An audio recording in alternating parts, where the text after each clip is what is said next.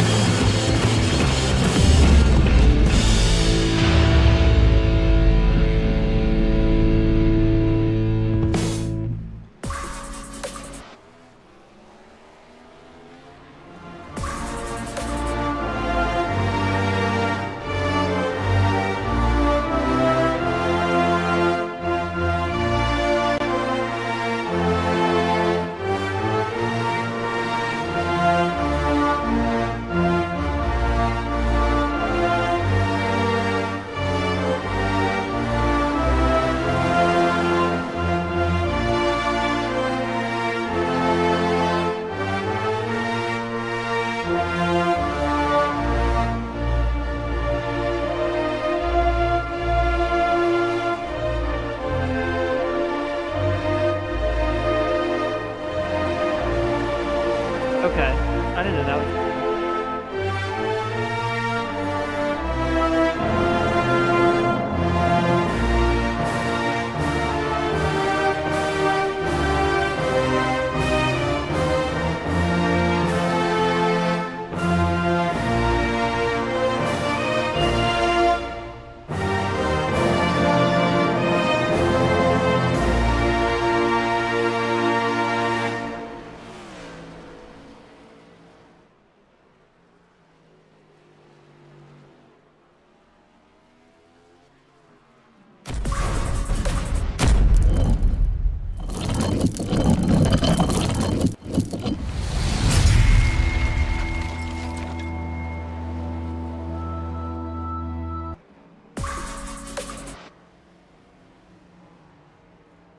All right, folks, welcome to the IWM Broadcast Network, and tonight we have got the ROVAL. We are here with the iNRS Racing Series Round 2 final race, and we're here at a road course. Hi, I'm Rick Souza here in the booth with Noah Evans, and we're here watching these guys execute the final race of Round 2. Noah, it should be a great race. Absolutely. When you come to a track like this, you know, you're going to have some guys who aren't usually up in front on the ovals, or some guys who are just absolute surprise winners, like our top three fastest in practice, Jordan Wenzel, Ty Bostic, and John DeRugeris. John has been so close this year to getting a win, and he's a road course ringer. He is just one of the best in the series on the ovals, and he may hopefully grab a chance to get one tonight. But here at the ROVAL, this is a new layout that these guys are running compared to what it was last year and even 2 years ago. So going to be really, really exciting to see how these guys get back out here and get their tires hot.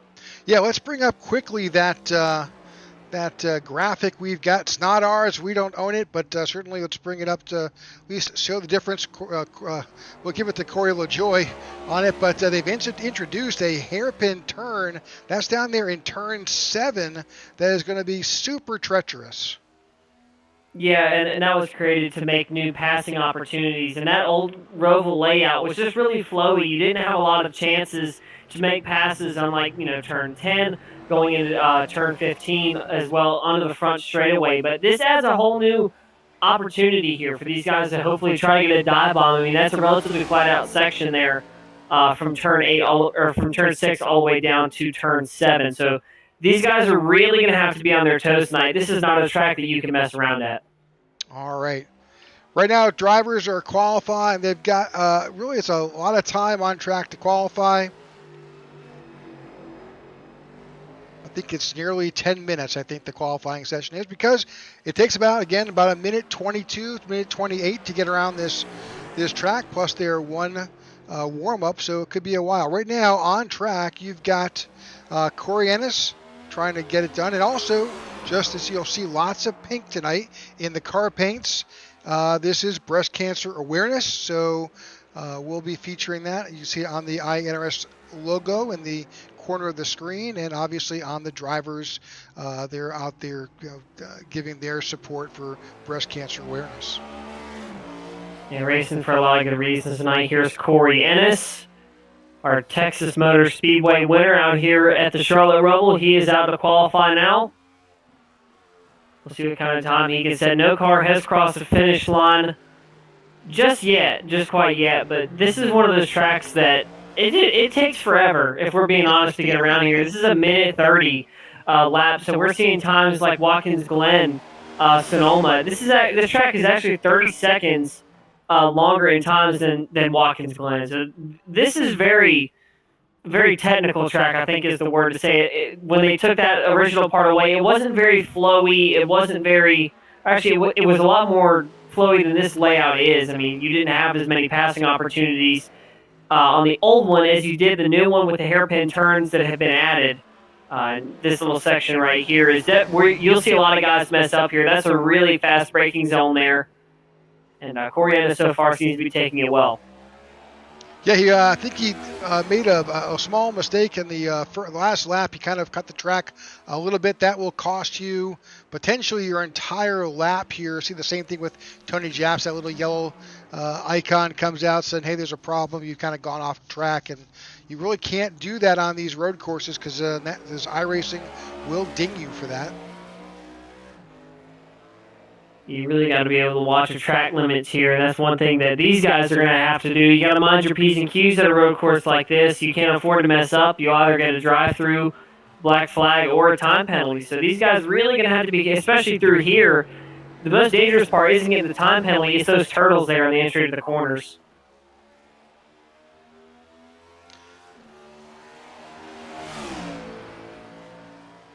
All right, watching Corey finish up, we'll jump on over to another driver who is still on track. That's Jordan Wenzel.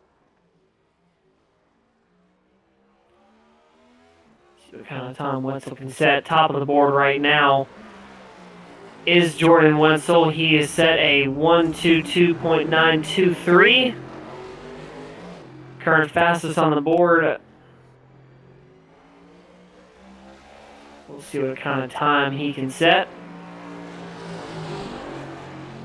Again, drivers have one opportunity to get out and warm up, and then those next 2 laps, the best of those 2 laps, gets tagged as your qualifying time.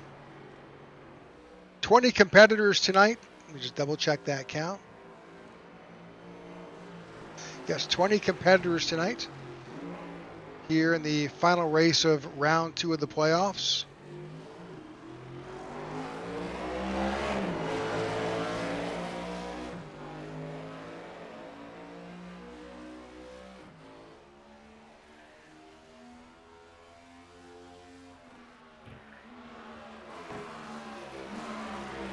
Yeah, you got to slow down a lot going into that hairpin right there. Otherwise, you're either in the turtles or in the GSX wall there, and you definitely don't want to be touching any of those things. But Jordan Wenzel so far on a rail. Final lap going up for him. Car we still have yet to see go out for qualifying is the 59 of DeRugeris, who is currently on the cut line. As of right now, we'll keep an eye out on 59 of DeRugeris as the night goes on. There he is. Number 59 from Nashville, Tennessee.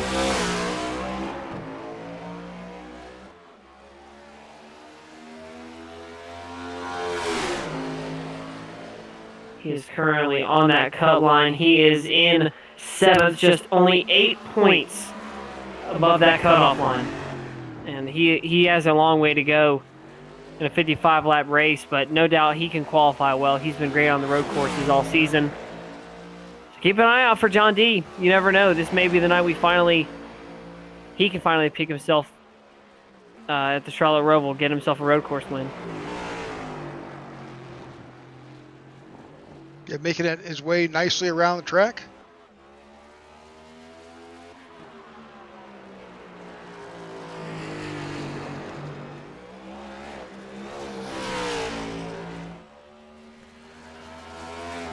You can see just how close these guys are getting to the wall here, and that's one thing about John D. that if you watch a lot of his road course races, looking back at him, he's very precise. He can make that car do exactly what he wants it to do, and that's why he's was third fastest in practice now. Got one more lap to get it done, about a second slower than Ty Bostic in the second place spot with a 1:24.5. Bostic with a 1:23.6. We'll see if he can improve on that here on his second lap. This is one of those races though where it's more about just being consistent, right? You've just got to be, it's the slow and steady will make you fast. Yeah, and you have to be, like I said, you have to be precise more than anything, and you really just have to hit your marks. You can see they're taking the unconventional line through there. Normally, most road course racers wouldn't cut through that paint, but that paint has the grip that these guys need to get off of there. And taking that early exit doesn't hurt all that much. You can see there he's going to go over the bumps there off the transfer through the final corner, just barely touching the turtles. We'll see what he can do. Barely touches the wall. 124.1, so improves by a couple tenths there, just not enough to get him onto the front row. So John DeRugeris, as of right now, your third place qualifier. All right, John, the last qualifier, I believe, on track. I think Jeff Ramsdell is there. Corey Ennis as well. Yep, but that's it. They don't have much time left to make it happen. There's just about a minute or so left in qualifying. So with that, let's jump over to a couple other things. What's going to happen here, folks, after qualifying, there's a drivers meeting, and then we'll pick it up. But we've got a lot of things to cover. First of all, let's talk about the standings. Let's go ahead and take a look. Yeah, we were just talking about John DeRugeris, 8 points above the cut line, but somebody else who's sweating, Ty Bostic, 3 points up, and he's starting on the outside row to Jordan Wenzel, who has advanced off of points. Austin Wheeler has dominated so far this round.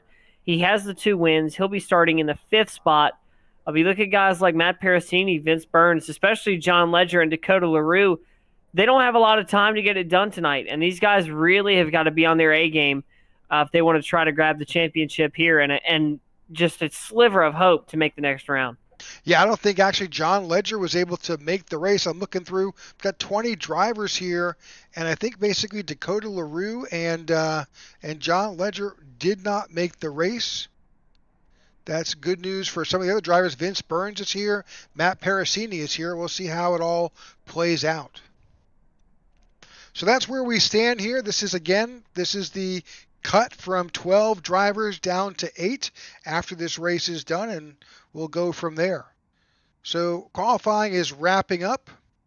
Let's go on to, there's the ROVAL detail again. We'll cover that later. We'll refresh you one more time before we go back to the race itself, but let's talk about the race conditions.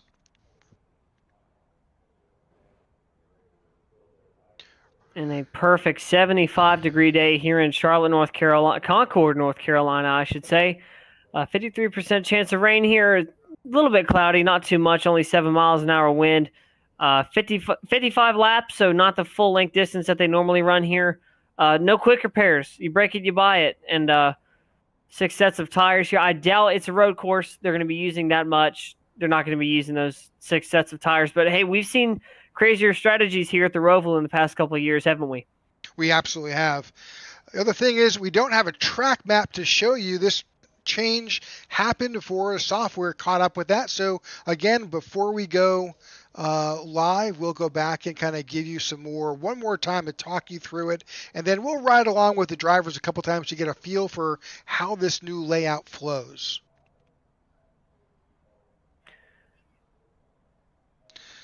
All right, let's take a look at keys for today's race.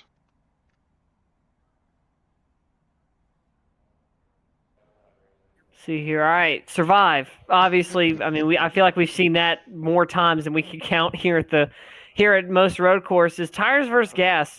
Interesting there because this is a road course, but it's also not a road course. You're going to need that tire grip on the banking there. In 1 and 2 and 3 and 4. Going to be interesting to see how these guys are going to limit that. And speaking of limits, track limits, you cannot afford to go off here, especially if you're in the lead. We've seen it time and time again. Guys will just get bit in the butt, and they're in good position. So we're going to have to mind our P's and Q's here at the Charlotte ROVAL and not try to run over those pesky turtles that are there off the hairpins. Well, not only can you wind up with a time penalty, but those are so large you could do some major damage.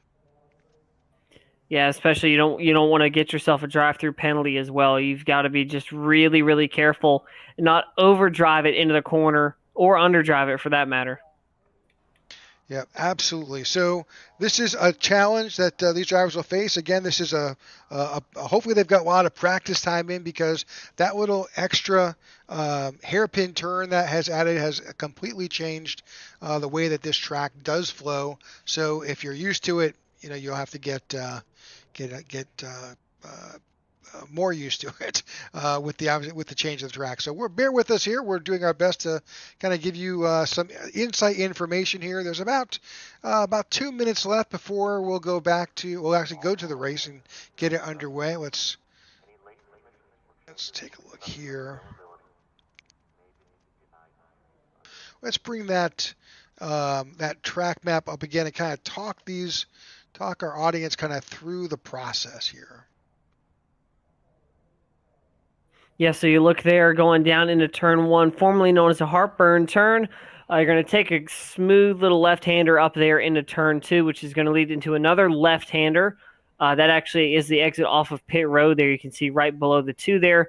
3 and 4 is one of the more tougher turns in this track. It's kind of flat, weird entry into 3. You have to set it up for 4 just right, but you can't go off track. Really long run there down into turn 5 and turn 6. Going down into turn 7, that's a big slow up there. I mean, that's a basically complete 90-degree left-hand turn there. So these guys are really going to have to watch their inside there and try not to give anybody else behind them a passing opportunity. Turn 8, turn 9, usually turns 1 and 2 on this mile-and-a-half level. Going down to 10, 11, and 12, you have that little hairpin there on the back straightaway. And that little straight line through there, that can be used as runoff if you overshoot the corner. I believe you have to stay there for a couple seconds if you do. 13 and 14, just as usual. Those are 3 and 4 on this racetrack. And 15, 16, 17. We've seen some great moments there, like the finish a couple years ago with Martin Truex Jr. and Jimmy Johnson. Ryan Blaney stealing the win there. A lot of classic moments have come out of there coming to the finish line. So really fun track, really interesting dynamic that this Roval has. But it's really going to be interesting to see how that turn 6 to turn 7 transfer is going to change this track up. Looking forward to it. Well, the meeting is wrapping up with the drivers. We should be getting underway momentarily. And if we need to come back to that graphic, we'll do it. But right now, these drivers are about to crawl into their rigs and their cars and get this underway here. Again, this is the final race of round 2, the round of 12. As soon as we have the starting order, we will bring that to you.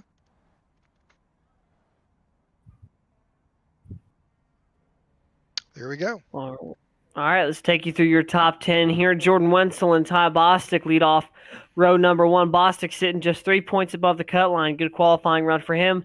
John DeRugeris and Tyler Lem are row number 2. DeRugeris, another driver in danger of the cut line. Austin Wheeler, 2 wins so far in this round. He is more than locked into the next one. He'll start to the inside of Christopher Cash. Jacob Musau and Joe Musau, father-son duo there. Garrett Walden and Matt Parasini round out your top 10. Ron Fitting and Eddie Musau Jr. round out this first row. All right, and in row 5, you had Garrett Walden to the inside and Matt Parasini to the outside. Ron Fitting in row 6 and Eddie Musau Jr. in 12th. Vince Burns and Jeff Ramsdell make up row 7. Richard Mills, Scott Thomas row 8. Austin Walton and Corey Ennis row 9. And Tony Japs and Mike Wheel round up row 10. All right, that's our starting grid. See if we can find our drivers.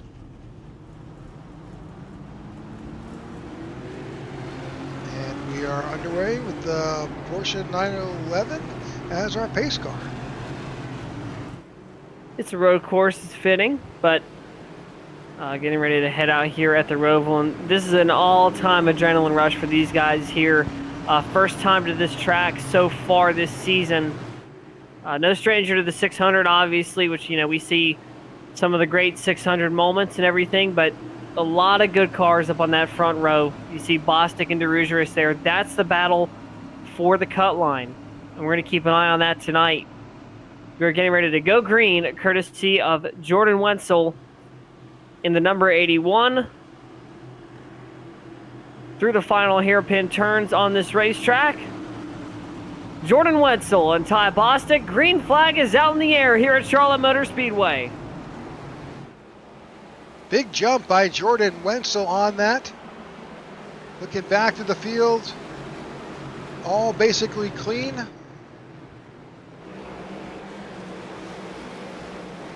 He's going to definitely take that opportunity, try to run with it.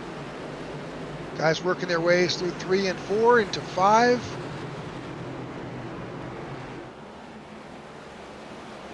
Headed down into the hairpin. These guys rocking and rolling now. Gotten up to speed. See, Wenzel's still going to lead us down into turns 1 and 2. Look at Ty Bostic there, just hounding the back bumper of Jordan Wetzel. You have John DeRugers there back in the 4 spot. Lost 1 spot now. He's going to have the 99 of Tyler Lem take over.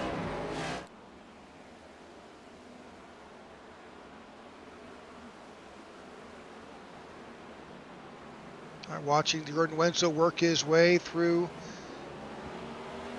Would you call it a chicane through that side of the track? I would say so. It's a very extreme chicane, but it is a chicane nonetheless.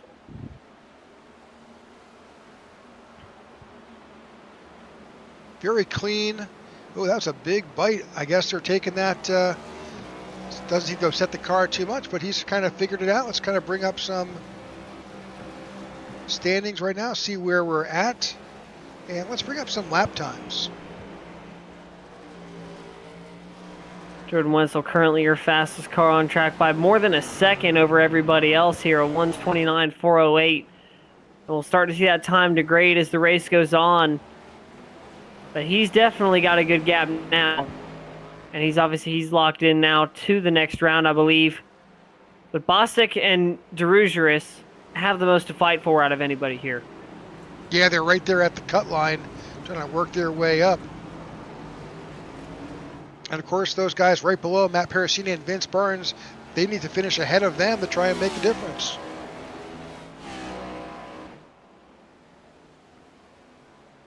You can just see how long that gap has gotten. And like we said, this isn't your usual oval course. There's a lot more factors that go into this, and Wetzel has just been so good on these road courses this year. And Bostic trying to catch back up, but remember, you can't overdrive this car too early. You still have a long race ahead of you.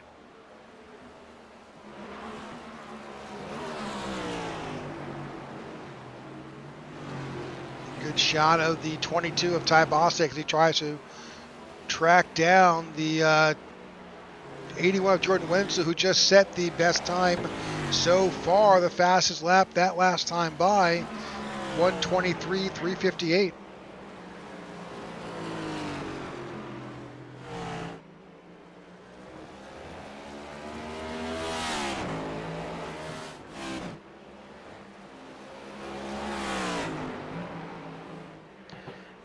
Jordan Wetzel there, 1:23.358. Your fastest car on track as of right now. Just looking around the field, there were some flags. Austin Walton looks like he is. Oh, car off track.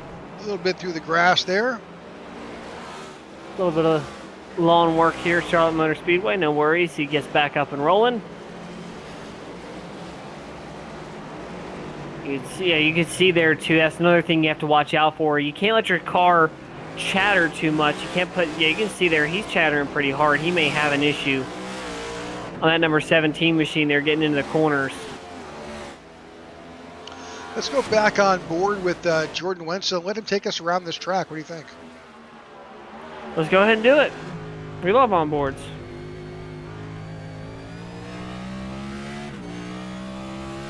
You're on board with Jordan Wetzel. He takes us through turns 1 and 2.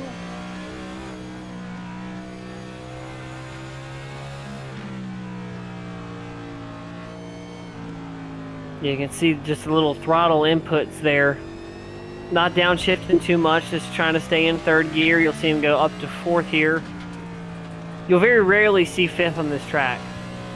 We'll see if he'll hit it here. Yeah, you can see downshift go into third. You can just see how much that car chatters, and that's one of the downsides of the next-gen cars, that these cars aren't very mobile. They're not very flexible, I think is the word. These cars are just very boxy. They're very stocky, and you really have to watch out for those tire chatters, because you can either blow one, you can, get your tire wear a lot worse than it usually is. You can see down into this hairpin here. You can just see how much you have to get on the brakes. They're almost down to first gear over the turtles, and steering input, they're just perfect there from Jordan Wenzel, and he's just rocking and rolling now. He has a lot of clean air ahead of him.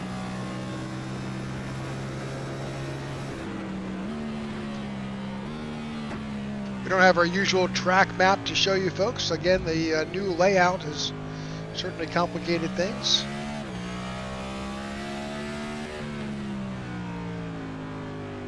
You see that heartburn turn there. That's on board. I've maybe introduced my car to that wall a couple times through that corner. Yeah, it'll definitely catch you off guard for sure, and thankfully they widened that corner out and made it not nearly as sharp as it used to be. But that turn back before it was fixed was just so chaotic on the restart.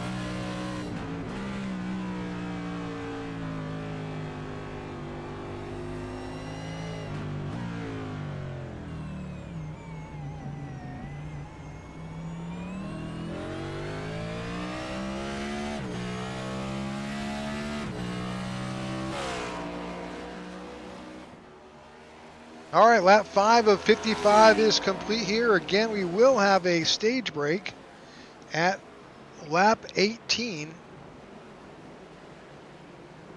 Opportunity for those guys to come back in, top off the tank, get some fresh Goodyear rubber on those tires, and head back out.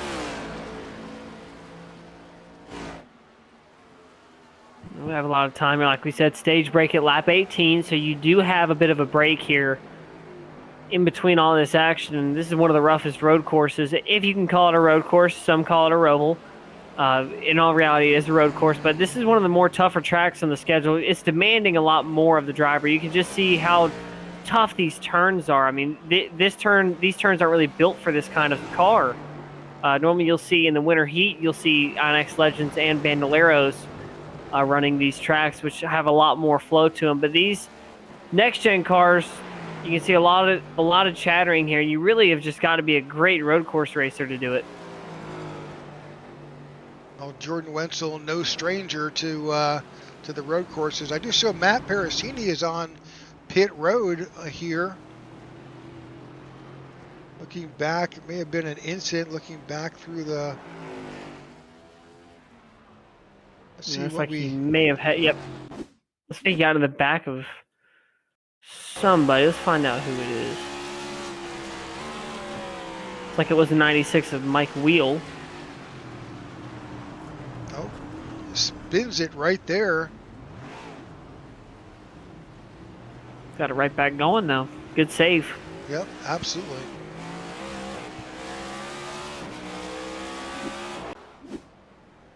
But he's in the pits.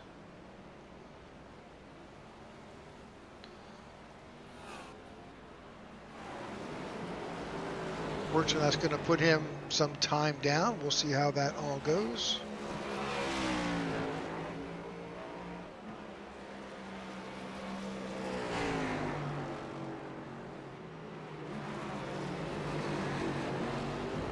Yeah, just a great race so far from Wenzel. He's done everything right. Got a great jump on that restart, and those reflexes you got to have to be a great road course racer. I mean, you can end your race in a blink of an eye here, and we saw that with the braking zone there. You really have to be able to kind of predict what's going to happen, and that is really, really tough to do, especially at a road course like this where everything is just so tightly packed in.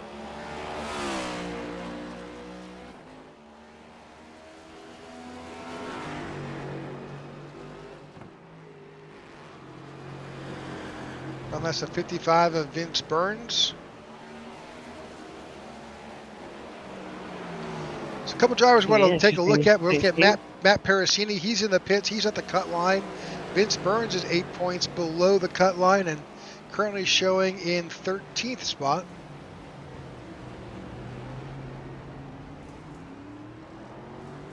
Ty Bostic and John DeRugis currently sitting second and third to Jordan Wenzel.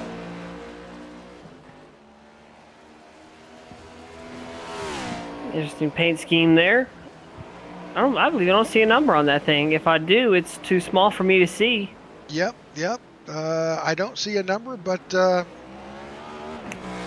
it's all good. We've kind of looking at that paint scheme, and we know that's Vince Burns. Yeah, you can't miss it. Thankfully, can't miss the cat on the side.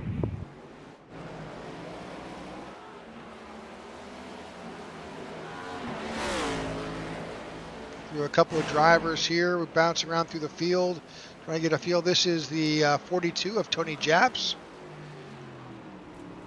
See him hard on the brakes as he gets that car woed down.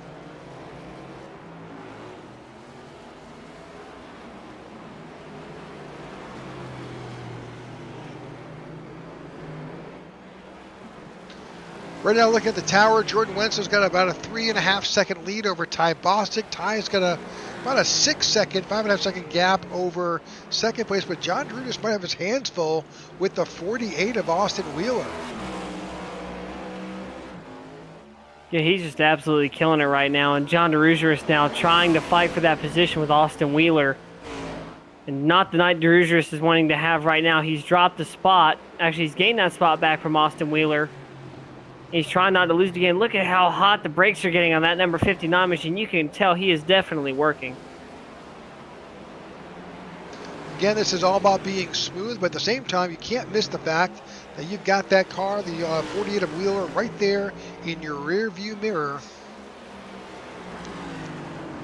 And you just can't make a mistake. No, you absolutely can. You've got to be on point, on target every single lap here at the Charlotte ROVAL.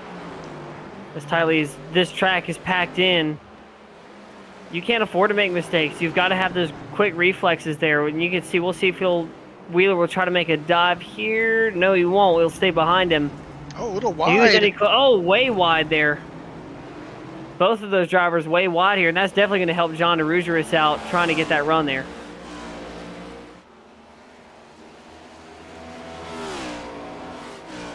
Yeah, it's all about consistency here. We've talked about that. We preached about it at the beginning of the broadcast.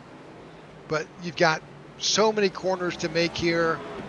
You figure it's 55 laps, but you've got so many turns each time. You're turning a lot of times. Reaching for a calculator, Noah. That's kind of...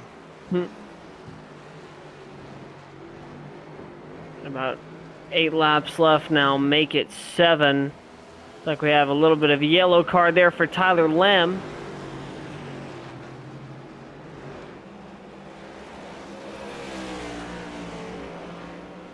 So it's 17 corners, 17 turns times 55 laps.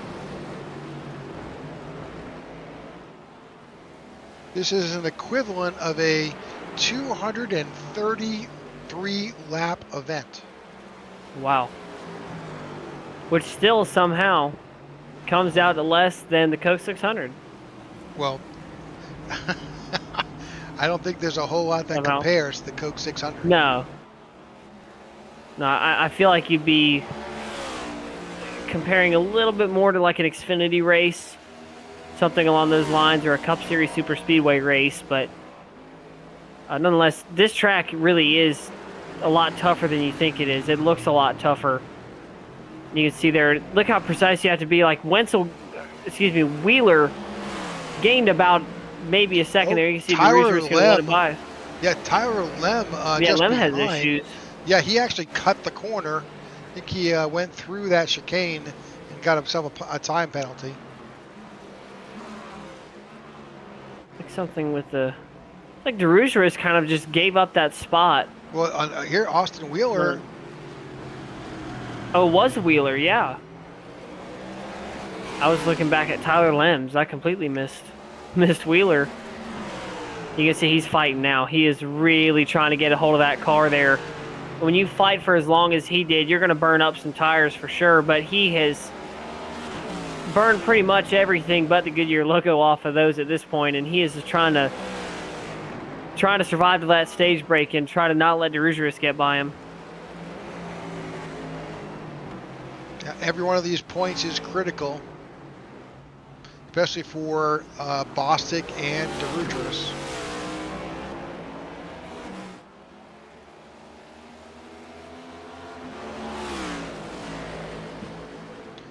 All 20 drivers are still on the track. Oh, you go ahead, sir. I was going to say, yeah, still Wenzel up in front, though, and Bostic as well. But look at the gap between Bostic and Wheeler. I mean, those two have just definitely run away with it. Yeah, they have. Interestingly enough, if you look at the last times as well, Jordan Wenzel's last time around was a 1:23.84. Looking back down to Jeff Ramsdale at the tail end of this, 1:26. It's about nearly just over 3 seconds between first to 20th. Yeah, and that's just showing you how good Wenzel's been all season long. Looks like I got some smoke there over by the hairpin turn 7. Maybe a spin, possibly. I don't know. We'll find out. Looking back, can't tell you who's in that corner. Looking back through the field, Austin Walton probably seeing something maybe. Looks like everybody's gotten through it pretty well. There wasn't any smoke. More than likely it was someone spinning their tires, trying to be a little bit too eager coming out of the corner there. You see Matt Parasini for the 40XLI race team, and he's 2 laps down. Had a little bit of front end damage after rear-ending somebody going into the hairpin turn there on the back straightaway, way off into the grass. Oh, what a save there. Had to lock it down. I believe that's Jeff Ramsdale in the 97. And he definitely got scared for a little bit there. Good save there. You can see the front end damage on the 24 of Parasini, and he's going to be working his way up for the most of the day. But he will have lucky dogs, so he will get at least 1 lap back. Looking back through the field, this is the 42 of Tony Japs. He has got, I think that's the 88 of Richard Mills on his tail.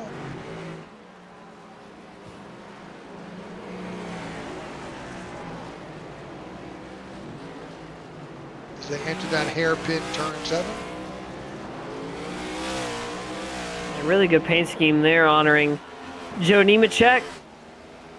Really good looking car that he ran there. They were sponsored by Winn-Dixie, I believe, or Bell South originally, and I was running the Black Rifle. Yeah, you can see the rear end of that car there. Looks like he's not going to make the corner.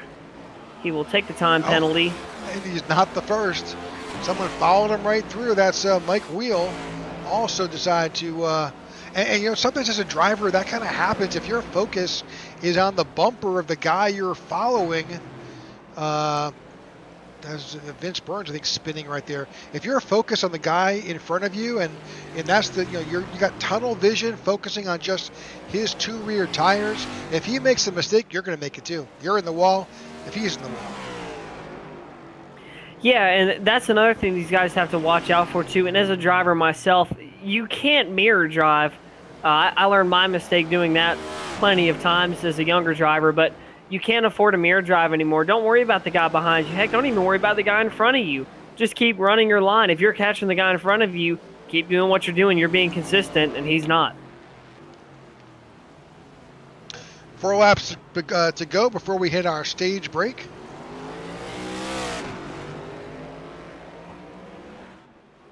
Jumping back up front, let's see what Austin Wheeler is still. He's got a little bit of a gap now between himself and DeRugeris. Just about a second separates those 2 drivers.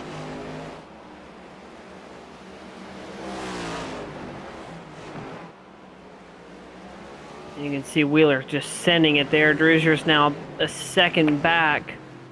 And this race off pit road is really going to be interesting. Wenzel cannot afford to mess up here. No, it's, you know, he's got some good drivers behind him. Bostic, Wheeler, DeRugeris. Christopher Cash is there in 5th. And it's so hard to gain time. Yeah, you just don't want those guys to be where they're beating on your back bumper every single lap there. You see DeRugeris, they're taking a lot tighter line there. Off the corner, he's not nearly as close to the wall as Austin Wheeler is. A bit of an interesting line there from DeRugeris. That he's still trying to chase down the 48 of Wheeler.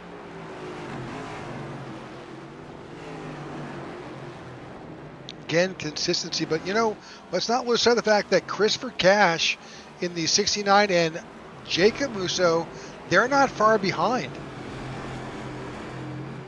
No, not at all, and they have been catching for a little while now. That gap between Wenzel and Bostic has gone down about a couple tenths of a second, nothing too crazy, still at a 4-second gap. But if Bostic and DeRugeris can walk away with this with a top 2 and a top 3 finish, I think they'll go into the next round just fine. You just saw Jacob Musso work his way around. We picked up coverage of Christopher Cash, moving himself up to 5th place.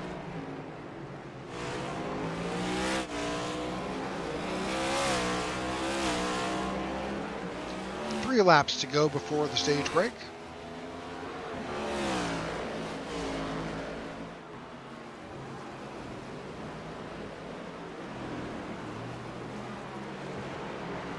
Back to the field to the 96 of Mike Wheel. Yeah, Wheel doing a good job there back in 17th. He's just staying consistent. Unfortunately, I think he has a little bit of rear end damage from Matt Parasini there early on. But Mike Wheel currently in the 17th spot. So peek up at the 3 of Ron Fitting. Ron's currently shown in 12th here.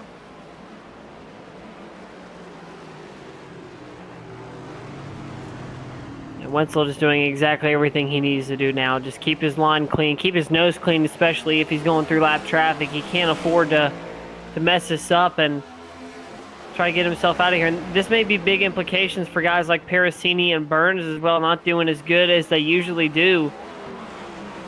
Yeah, These guys are really going to have to fight to keep it up. Yeah, Vince Burns has made his way up to 13th. That's exactly where he qualified.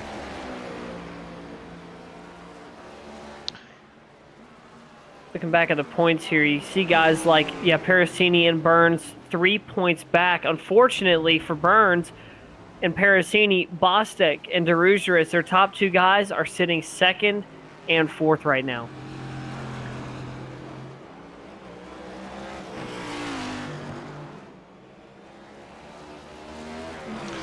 All right, 2 laps to go before the stage break. Jumping back up front with Jordan Wenzel. So he's caught up to the 96 of Mike Wheel, and now he's dealing with end of the lead pack here, and in effect about to lap down traffic.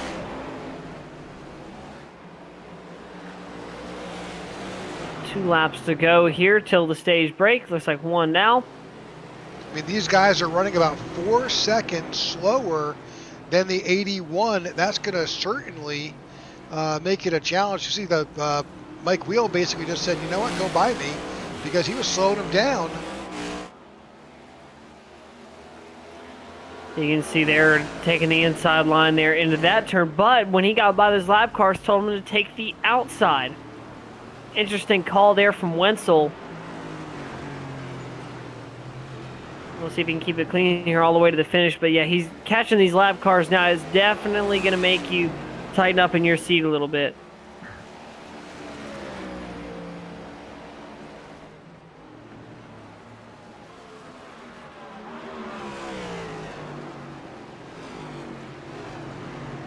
All right, he should get the one to go to the stage this time by.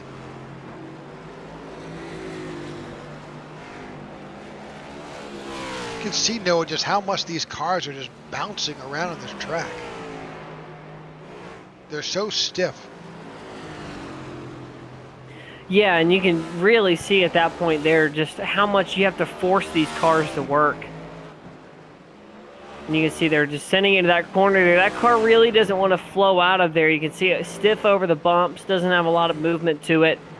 Chatters the tires, and yeah, these guys really are just laying it all out there. You know, when they first introduced this car as a, IMSA-esque design and platform. We really thought the road course was going to be where it excelled, but over time, as this car has been refined to be a better oval racer, I think they've sacrificed some of the flow that they had when they first introduced it. Yeah, he's definitely killing it right now. Jordan Wenzel, the man up in front there. Tony Jabs, like we said, great paint job. Obviously, he will be in the 15th spot. They're going a lap down here. Checkered flag. Well, green and white checkered flag is out for stage number 1. Jordan Wenzel will be grabbing the win. And Tony Jabs barely survives to grab that lap spot there. It is Wenzel, Bostic, Wheeler, DeRugeris, and Jacob Musow. Good run for him. Jacob Musow rounds out your top 5, Rick. Absolutely. All right, we'll let these drivers, we'll follow them into the pits here as they make their way all the way back around, try and get into pit road entrance. Yeah, it's a long way back around. It's a very odd pit entrance, too. You kind of have to take a weird left hook there into it. Coming off of that pit road is even weirder because you're coming right onto a hot track. And you're making this dead left turn. You're pretty much doing nothing. And then you've got a zipper merge. Yeah, especially if you're in that last pit box as well. You really have just got to mine that wall there. All right, whole track cautions are a long time. I think they certainly challenge the race and the racer as they work their way around to get to the pit area. All right, we thank you for tuning in to the IWM broadcast of the iNRS Racing Series here. Again, we're at the ROVAL in Charlotte, Concord, North Carolina, but really inside Charlotte Motor Speedway.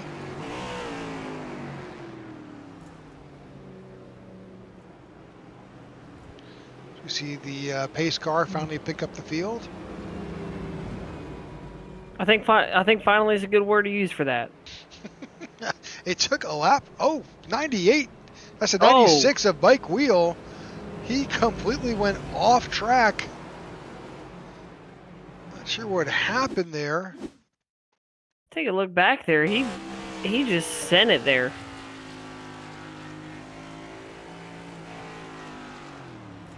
Oh, just boom.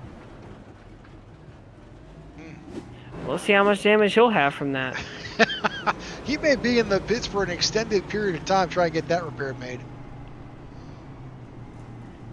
Yeah, looks like he hit the tires, so I don't know if iRacing tire physics reflect that, but still a hard hit nonetheless.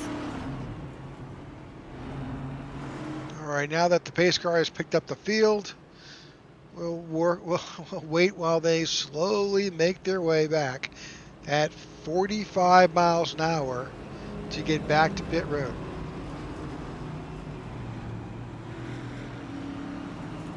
Yeah, talking there on the radio, you can hear Thomas there talking to Wheel who hit that wall there. He said he locked the wheels up coming out of the corner there. He went over a turtle. So that's what we're hearing from Mike Wheel in the 96. Yeah.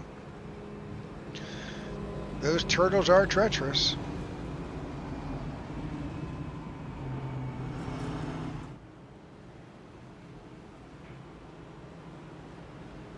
All right, we're getting closer to pit road. We're not there about yet. Time, isn't it? Just about.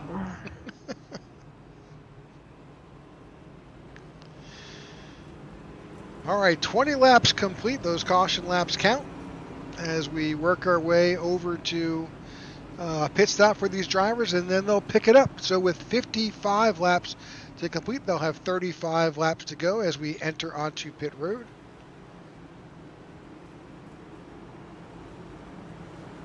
All right, and this is really going to be a money stop here. Obviously, we may see some fuel stops later, but this is really going to be one that sets you up.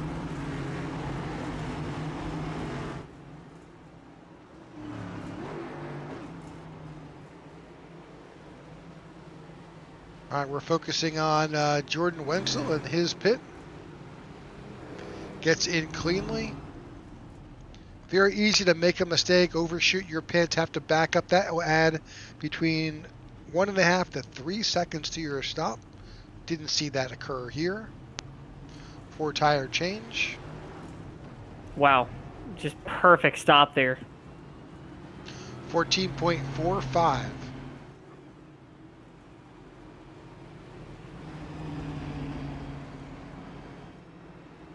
All right, good stop for the 81 of Jordan Wenzel. Gets right back out. I don't believe there have been any changes looking at the board. Bostic, Wheeler, Derudris, and Musso, that's your top 5. They came out in that order.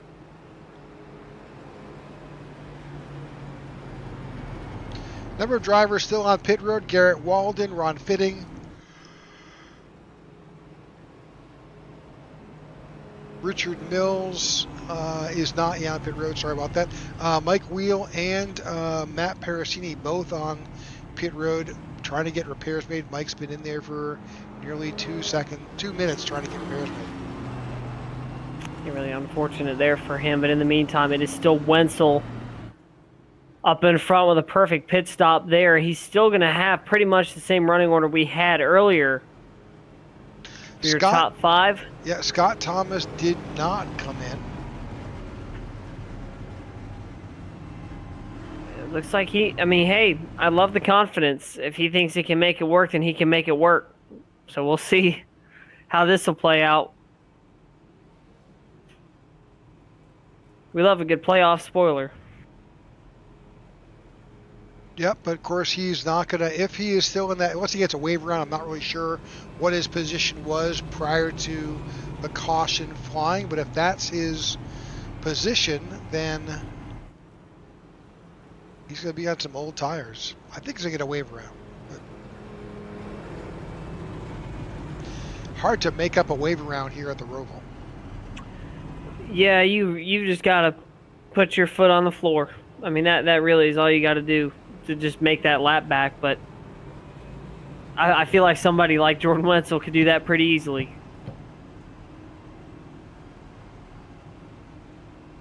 '79 of Scott Thomas, one of the owners of this league, who's out here each and every week doing his best, competing.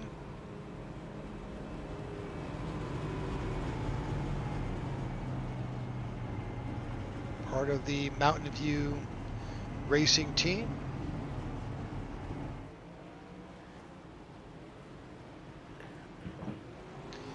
And I believe, yep, pace car lights are out, and there you can see him go. He's just wanting to get back out it.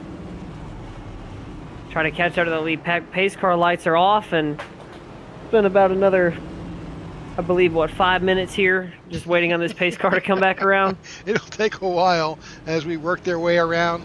Scott Thomas has got about, again, these drivers are running around here around 45 miles an hour. Scott Thomas is out there doing the best he can to kind of make it back up. Number of drivers trying to play catch up on the field. Yeah, I don't even think there he is. You can see him way back there in turns 3 and 4. He may catch this field. I would sure hope he will with the field going 45 miles an hour on a road course. Oh, just a little bit wide there. It's like somebody coming off pit road there. Figure out who that is. I don't know. I've got Matt Parasini has a black flag. I'm not sure exactly what caused that. Looks like that was Mills coming off pit road there. As this field begins to get 2 by 2, which is going to be very interesting for Bostic, Wheeler, Musso, and Derudris here. We'll see how this settles out, because this is your opportunity right here on this restart to pick up a spot or 2. Yeah, and if you can hold on to that spot, that'll mean a lot more to these guys. And if you can just kind of have that confidence that you can run at least top 3 consistently and kind of stay within striking range, that's going to do a whole lot for these guys here. Yeah, one of the things I don't know, Noah, is what their fuel mileage is. I don't really know how many laps they can do. Try to figure that out, do a little research here while we're waiting on this restart.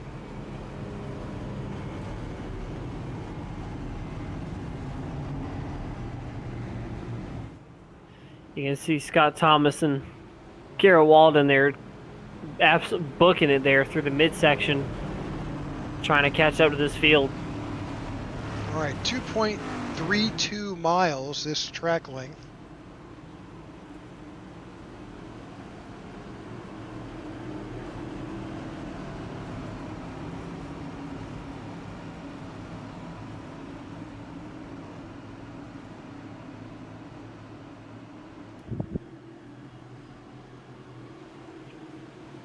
Since they're shifting a lot through multiple gears, they're going to burn up fuel a little bit differently.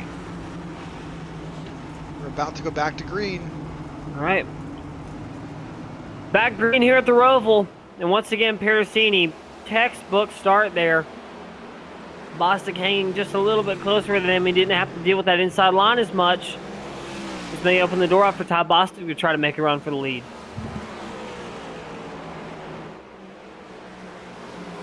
Wenzel, Bostic, Wheeler, Musso, DeRugeris on this restart. And that's not what DeRugeris wanted at all. He lost another spot there to Jacob Musso. And now that's a spot he's going to have to earn back.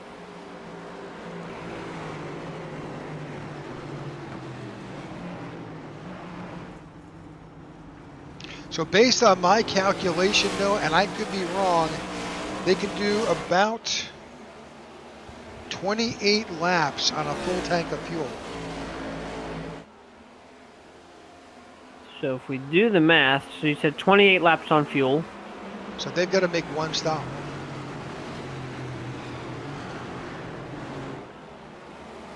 So that'll be, wow, close. Lap 51 will be empty tank. Yep. So now that's, at that point, that's based on what I think their mileage is. And of course, your mileage may vary.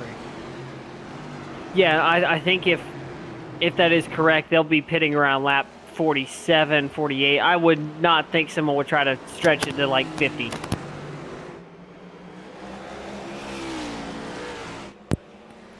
Which, knowing Jordan Wenzel, it'd be a pretty gutsy move if he could pull it off. Let's be real here.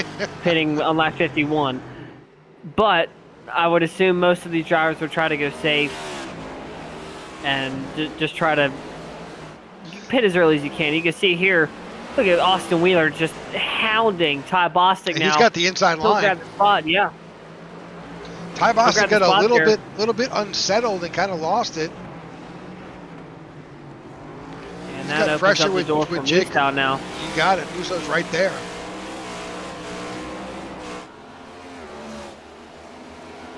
All it takes is one little slip up, one bad corner, and you've lost 2-3 spots. That's unfortunately how it has been for, especially a guy like John DeRugeris as well. Looks like Musso got a warning there. But look at DeRugeris now. He's got the chance of his life here to start running with these guys up in front. We'll see if he can make that run happen. But Ty Bostic currently lost 2 spots. And that is a battle for the cutoff line. Obviously, these drivers, as of right now, are pretty safely in. Yeah, Vince Burns and Pericini were the next cars. You can see there, those turtles. 27 of Corey Ennis chose the turtle approach, and you saw his car bouncing at least a foot off the ground through those turtles.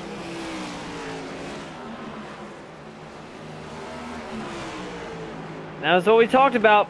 You got to be careful with them, and you don't want to turn into, an airplane out here at Charlotte Motor Speedway. Granted, the airport is just right down the road, about 30 minutes from here, but that's what you got to be careful of. These turtles will bite you. I would say there are a lot less turtles and more tortoises, is how big these things are. But Wenzel, Wheeler, Musso, Bostic, and DeRugeris, I believe I've seen a yellow flag pop up on everybody but Wenzel so far tonight. That just goes to show how precise he's been all day. 42 is showing in the pits. He's got a black flag for something. Often that happens here on a road course when you have gotten a time penalty and you do not serve it, you'll catch a black flag. If you cut a corner or you've gone through a chicane, if you don't allow your penalty, that time penalty, to be served, you've got to make up for it somehow. For sure, and you can see Wheeler still a little bit of a ways back there, not too far back, not within striking distance, but he can at least see the bumper of Jordan Wenzel. You can see the 25 there of Jacob Musow now trying to chase down Austin Wheeler for that third spot. And a really good string of 4 cars here. You have Wheeler, Musow, Bostic, and DeRugis. All of these guys really good road course drivers. DeRugis has his hand with Christopher Cash on his bumper, giving him some pressure there.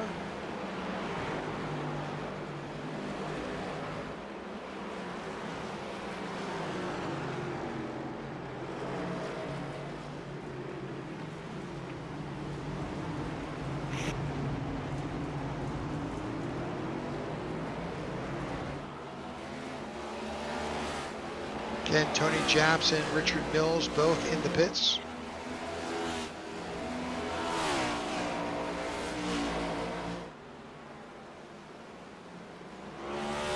Matt Pericini continues to struggle, and Matt Pericini has retired. Unfortunately, it looks like his playoff run will be over. Whose playoff run is not over is the 81 of Jordan Wenzel. He is just cruising here.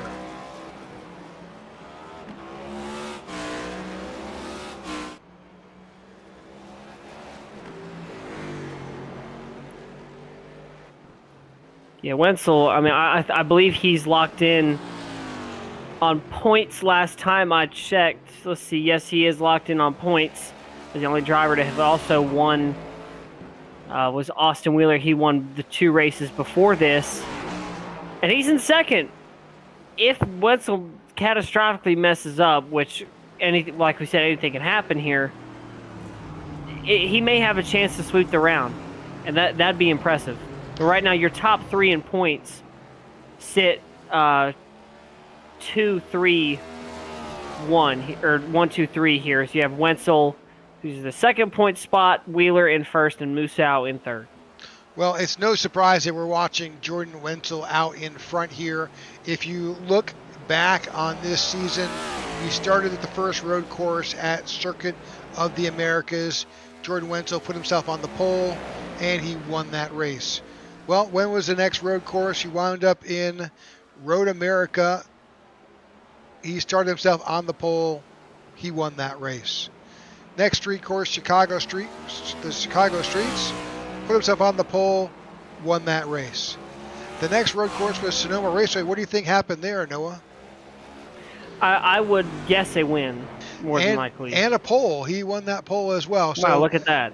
Jordan Wenzel has absolutely swept the road courses here, with the exception of Watkins Glen.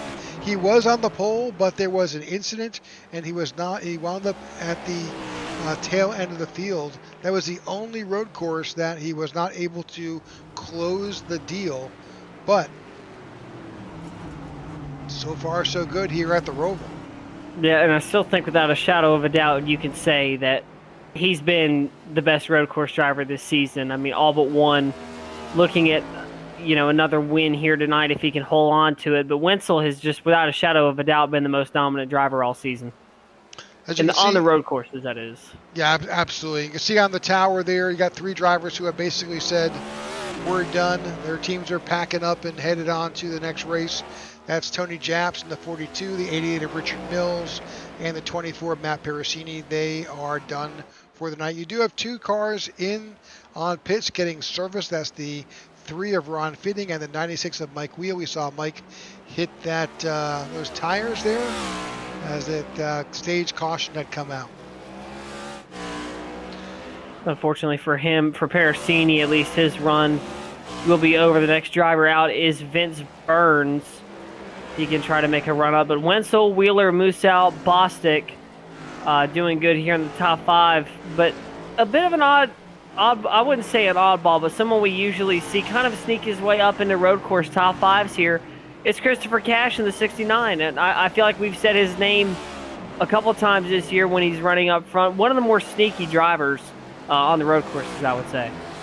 Going back, take a look at Chris Cash's season here. He started a little bit late. back through. He had finished 7th at Road America. Chicago Street Race in Sonoma, not his best tracks, but you know, he had a good finish at Circuit of the Americas. Let's see what he can do today. We will see. And you saw a big jump there from Wheeler there. Surprised he didn't get a penalty there from running over those turtles there. But Bostic, I think at this point, DeRugeris and Bostic just need to run their race. And you can see Bostic coming in. He's in the pits. We'll see if this is the fuel strategy game. What was the number? Was it 28 laps? Yeah. That was our number here in the booth. But I guess they may be burning through a bit more fuel than we realize. Yeah. So it's now 26 to go. Yeah, because Bostic came in. He came in at lap 20. He's only. I guess this may be just a short pit strategy here. We'll see, and it's definitely an interesting strategy for sure. But we'll see how this will play out for him. He took left side tires only. Interesting. No fuel. Interesting call here. Well, we assume fuel. Let's see, yeah. Yeah, can't tell. One of the things iRacing doesn't allow us. Oh, Bostic! Bostic almost spins it coming out of the turn. Locks and that's going to set him back a little bit. Wow. Now with all that added heat, he's got to let those tires kind of cool a bit, because he definitely probably flat spotted them as well. He's got to be careful at least letting those tires even out over the next lap or two. Yeah, those tires still really cold. Back up, Austin Wheeler trying to track down to bring up that gap information here. About 5 seconds between himself and Wenzel. A little bit of a duel still happening here. You've still got the 69 of Christopher Cash with the 59 of John DeRugeris right here. This is for 4th place. 59 looking for an opportunity to pass. See if he can do it there. Look at how much DeRugeris is sending that car there. You can see he just wants that spot bad. Let's see if he can go for a switchback here. He is within striking distance. We'll see if he'll take the move up the inside. He is there to the quarter of Christopher Cash. John DeRugeris going to move up into the top 5. Good move taking that shorter run. Kind of backed off a bit, allowed him to cut that corner much closer.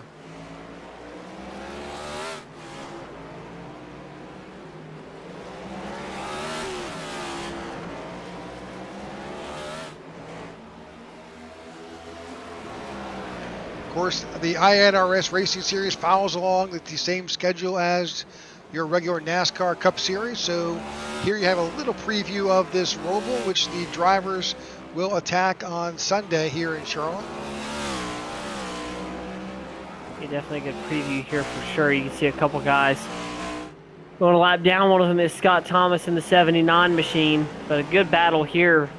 See another car coming off of pit road here. Let's see if we can get an eye on who that is. That's the 79 of Scott Thomas. It looks like he'll be back out there. So we'll see. We still haven't seen the majority of cars. We've seen a couple cars come down pit road. We haven't seen the majority yet. So we'll see when that time starts coming for guys like Jordan Wetzel and Austin Wheeler. Yeah, we saw Ty Bostic, Vince Burns, they came down. Austin Walton came down, as did Scott Thomas. But pretty much the top 11 have not chosen to come down. Very interesting call. We'll see.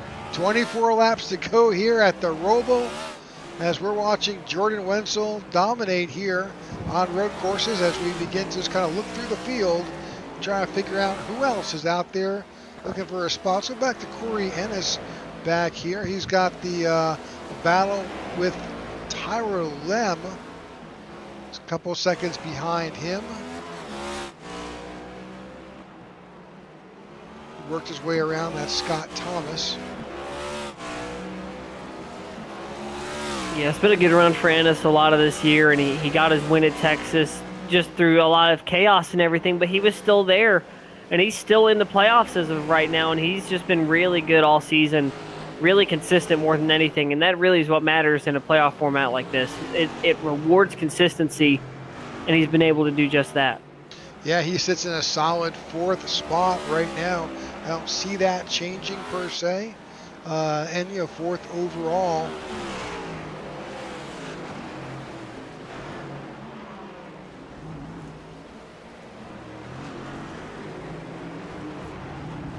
A couple cars there getting that little yellow box next to their name. Just a quick little warning that you went just a little bit too far. But he's really turned it on. He finished, Corey Ennis was at Kansas. He was on the pole, but still finished top 10. He finished 2nd to 4th to New Hampshire, 4th at Darlington, 3rd at Watkins Glen. So he's actually had really a fabulous year. Yes, I mean, just keeping his car clean, and that's really is all you can do right now. He knows he's pretty much locked into the playoffs at this point, and just kept his nose clean. Stayed good so far. Vince Burns, I believe, will be the first car out after Matt Pericini's retirement from tonight's race, but Bostic now has a long way to go to get himself back up, and hey, Bostic may have just put himself in a good position there on fuel. Yeah, it could be the way to go. Everybody has to stop. That is not a. That's no one can make it all the way. So really, you just have to choose once you got past lap 10 where you go. Yeah, we'll see. And like we said, we're not even down to the team. Whoa, big send there for the 99, and that could have gone a lot worse there. Big send. See if he can make it work here. Here comes Lem. Up the inside, he'll grab that spot, and this is a great battle right here. Yep, we saw Tyler Lem creeping up over Corey Ennis a little bit at a time, and he was able to really put the move on it, get him through that tight turn.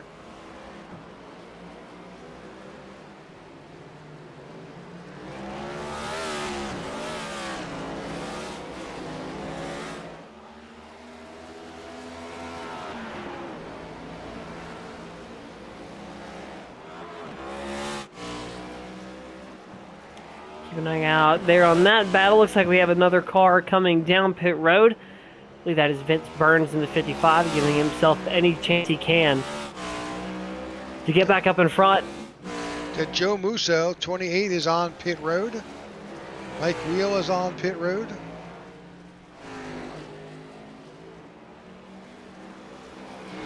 Looking back at Tyro Lem's season here.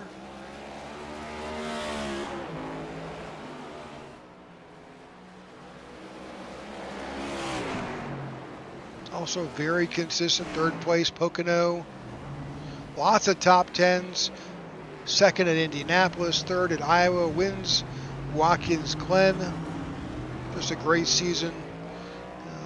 And of course, he's going to punch his way into the round of 8 as well. So great racing for the driver of that 98 car. Yep, and it's been a consistent season at that as well. He's kept himself in here, and so far been a good race for him.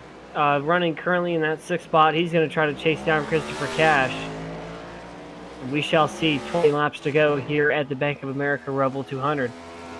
So both Joe Musso and Eddie Musso both came into the pits. They are lap 34. Getting their stop done. Number of drivers, again, top 8 have not pitted at this time. Back up front with Jordan Wenzel. He's got the 26 of Eddie Musso Jr. in his sights, as graciously we have that in this league. Saw Eddie basically said, you know what, you're the leader, it's all good, and let him go by.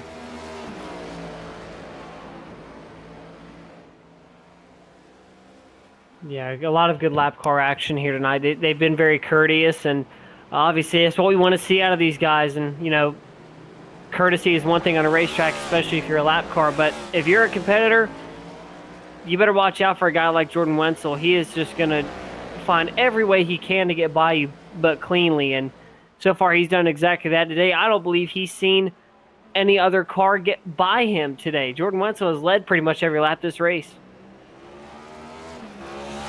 Mike Wheel has announced that the 96 is done for the night.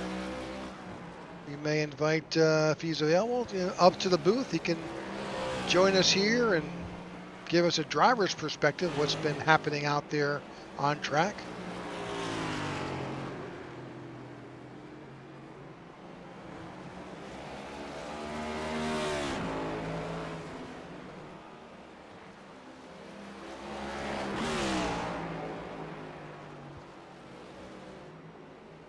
All right, Jordan Wenzel continues to lead. Let's jump back to Austin Wheeler. He's got the 25 is of Jacob Musso has begun to close that gap. And now they're coming up on the 55 of Vince Burns here.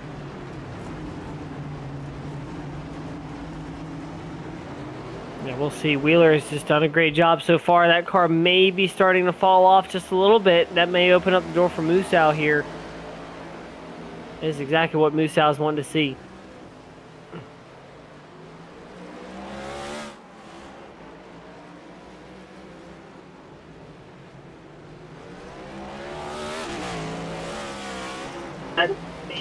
All right, Mike Wheel, the driver of the 96, joins us in the broadcast booth. Mike, how was it out there?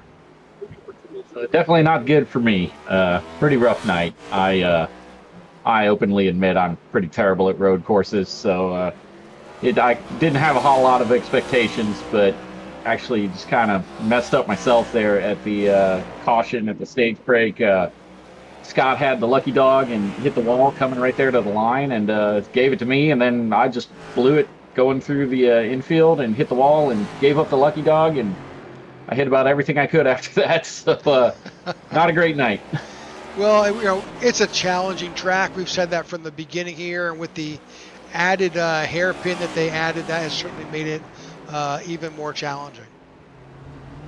Yeah, I feel like at some point a couple of years ago, I don't think I've ever actually driven the next-gen car here, but a few years ago, ran a lot of Xfinity car races here and had a halfway decent handle on the track, but have not had the chance to run it with that new hairpin back on the regular oval turn one, and that's where I was losing the most of my time. And every time I started to get too confident, I would slip and lose it. So I am not the Jordan Wenzel of road course racing. So it's you know, it's still fun to be here, but it got to a point where I was just getting more in the way and decided to let these guys go race to make the round of 8.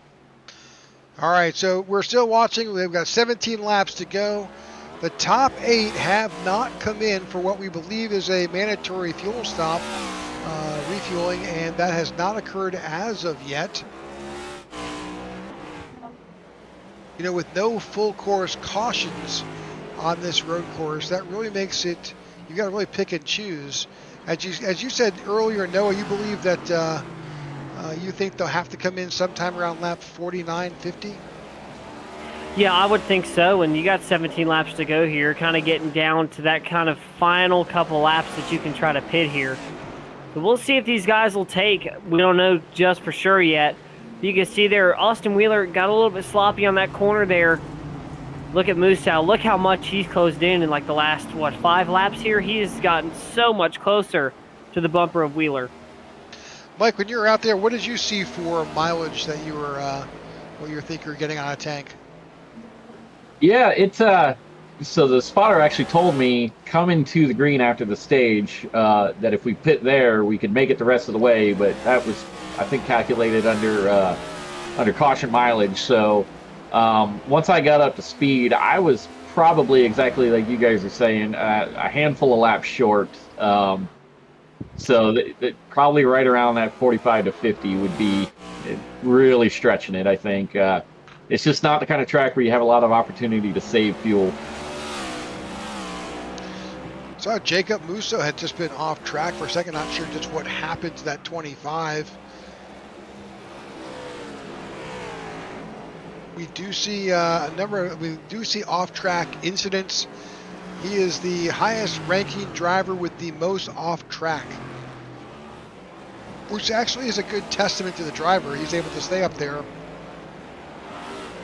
A number of drivers now on pit road. Corey Ennis, Garrett Walden, Vince Burns, all on pit road for a scheduled stop.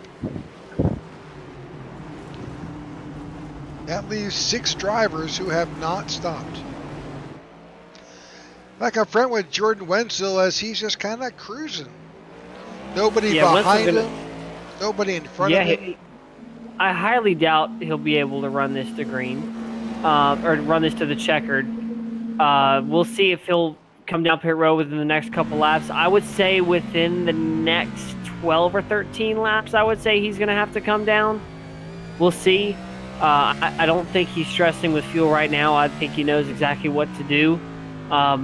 The thing I think he's stressing the least about is the car behind him. He's got a 15-second lead, for crying out loud. I mean, he's just been dominant all night long.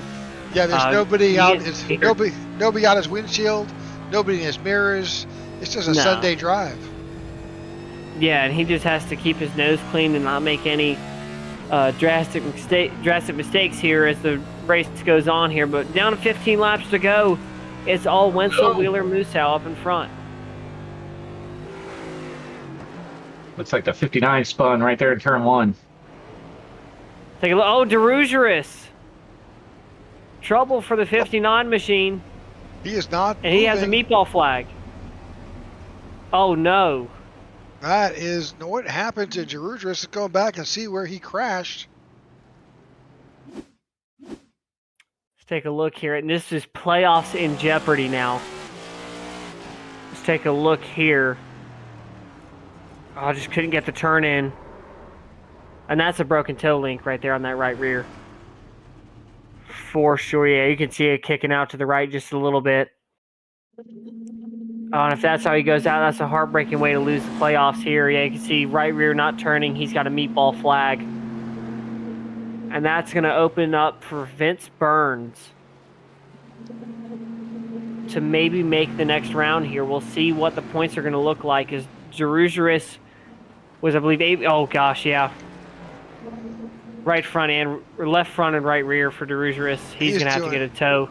Yeah, that car is just out of shape with that rear, right rear broken. He can't seem to be able to navigate the weight balance and transfer in that car to get himself back to pit road to execute any kind of repair.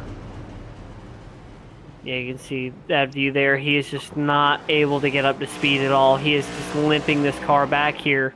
See if we can find the 55 of Vince Burns. Let's see where he's at. That's looks like he just had a really rough lap there. He lost it on the backstretch chicane and lost it again on the front stretch chicane. Yeah, you can see Burns loses it there again.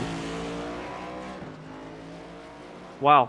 And this is a big implication here for John DeRougeris. And if Burns can keep it straight, he may be in.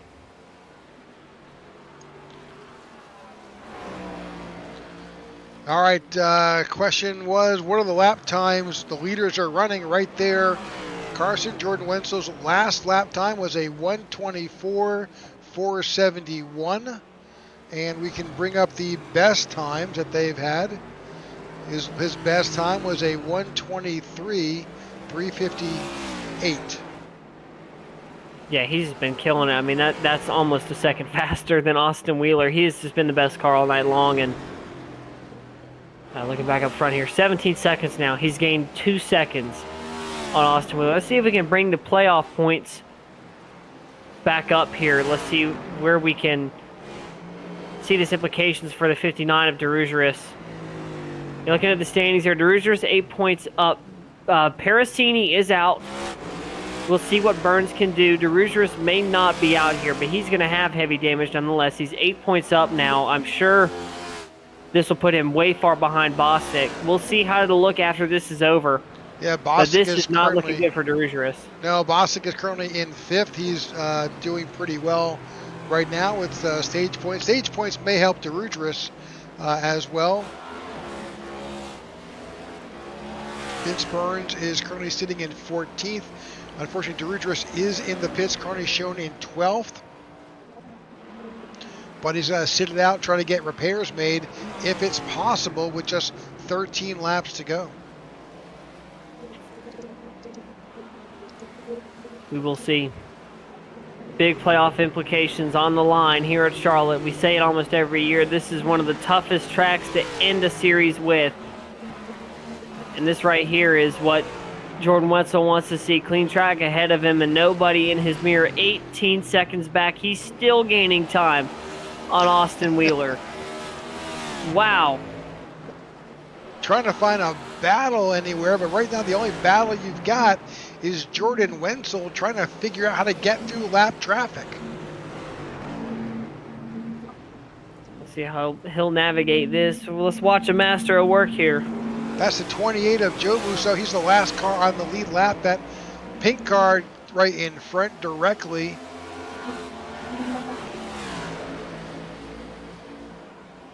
Number of other cars out there.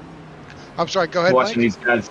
Watching these guys the last few laps with Musso, Ennis, and Walden. They've all kind of been battling, and Walden's passed both of them, gotten up to 8th now, but they all have Wetzel breathing right down on them. Yeah, he is making he's making his way back up and trying to lap the field.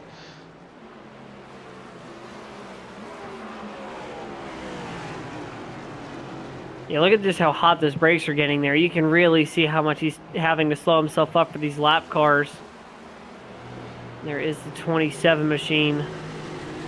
Vince Burns has passed John DeRudris in points right now. He is sitting just one place above. And remember, he is going to put, I don't know if points are put on by lap, but if he can keep this up, he may get by him in points. There's only 2 cars running behind John DeRudris. That's Austin Walton and Ron Fitting. Other 4 drivers have retired. All right, we're watching the 81 of Jordan Wetzel carve up through traffic, getting past the 79 of Scott Thomas. Now he sets his sight on trying to figure out just who's next. Who's next in the vision that Jordan Wetzel is. Let's see, is that Garrett Walden? I believe it is. I think it is. That is Garrett Walden, who is trying his best to hold off Jordan Wetzel. Well, that shows you how good Wetzel is. He's lapped everybody but 7th place. Soon to be 6th.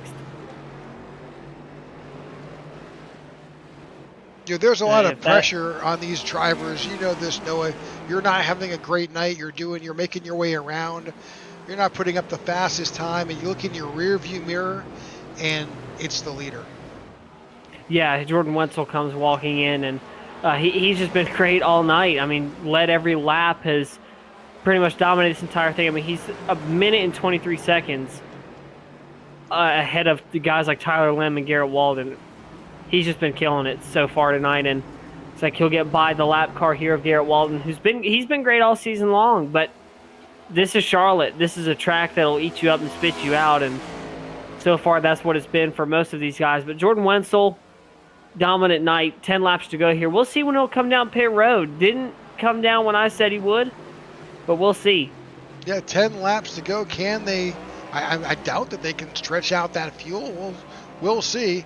Our calculations are based on what we believe theoretically they're getting per lap from a mileage perspective. But obviously these guys, they've got their own knowledge of their laps and how much fuel is in that car.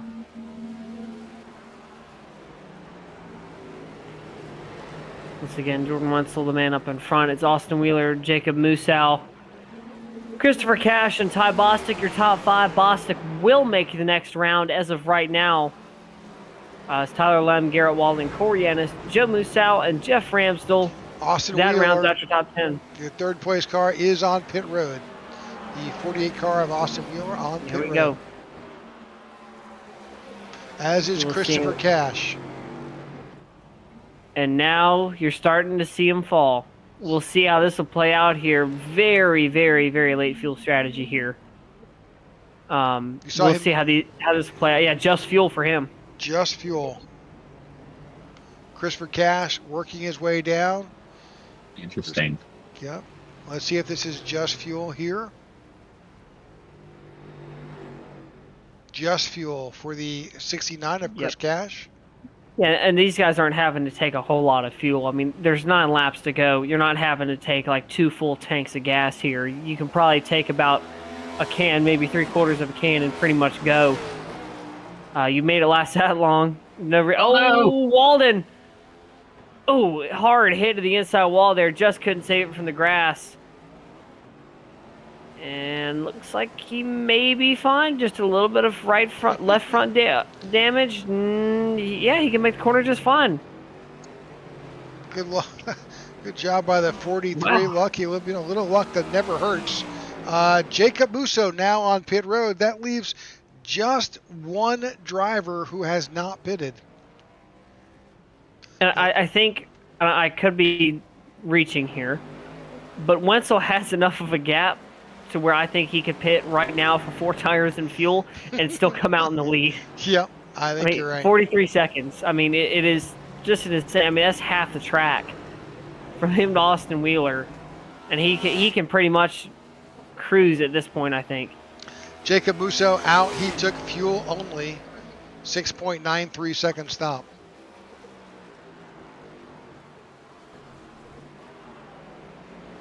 Durgis with that meatball will not be on track. He can't come back out until that car is repaired and get back up to speed. Austin Wheeler has now moved ahead. Vince Burns is now ahead. So the only car that is behind him is the 3 of Ron Fitting that is running. Jordan Wenzel now on pit road. Here we go. We'll see what it'll take here, and it would be, in my opinion, it would be really funny if to rub in the lead, he'd take 4 tires and fuel, but I doubt he would do that to jeopardize his lead. He more than likely will take just fuel. Let's see here as he comes down pit road here at Charlotte, and yeah. Tires have not been a factor. Here. Not at all. Yeah, it looks like he's just going to take fuel.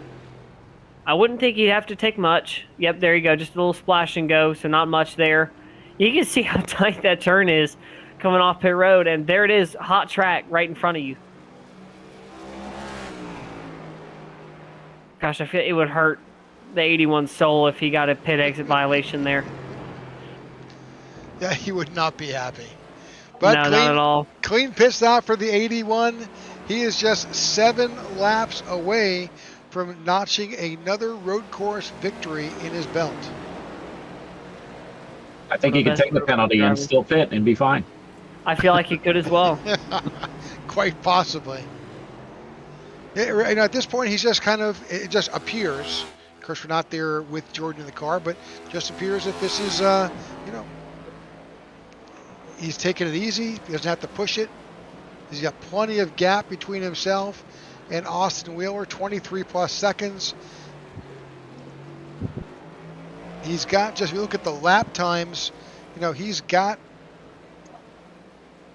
mainly 3 or 4 seconds that last lap. We'll have to wait for another lap to come through, but they're not that far off when you look at their times. So pretty easy lead to protect.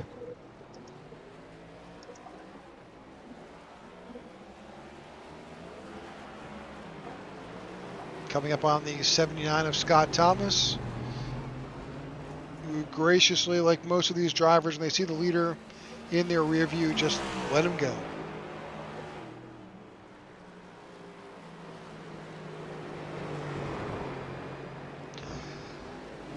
All right, 6 laps to go here at the Roval. We thank you again for tuning in to the IWM Broadcast Network tonight as we're watching the iNRS Racing Series take on the last race of round 2 in the round of 12.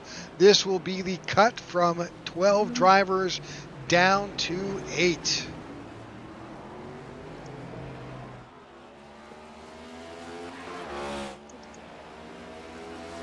We move move on from here in the Roval to the, I think it's still the South Point 200. We'll be going to Las Vegas. So the next round is very interesting. Next round, you've got a 1.5 miles at Vegas. You go to Talladega Super Speedway, which is anybody's race. And then you finish this round at Martinsville. Well, if we know a thing or two about Talladega, it's that A, anybody can win, and B, it's one of the most chaotic tracks on the schedule, especially putting it second in line for playoff cutoff. It's really going to make these guys sweat just a little bit when they see the name Talladega come up. Next week should be a pretty comfortable. We just left the comfort of Kansas. We'll have somewhat of a similar feel at Vegas. Vegas is a good track for this car. One of the better racetracks on the schedule here. You'll see a lot of passing, a lot of different lanes at a track like Vegas. And we look now at Burns and DeRugeris there. That was a playoff battle that we didn't get to see a whole lot of. They never really got by each other, but DeRugeris now 9 laps down, soon to be 10. And he'll have Vince Burns only 2 laps down as of right now.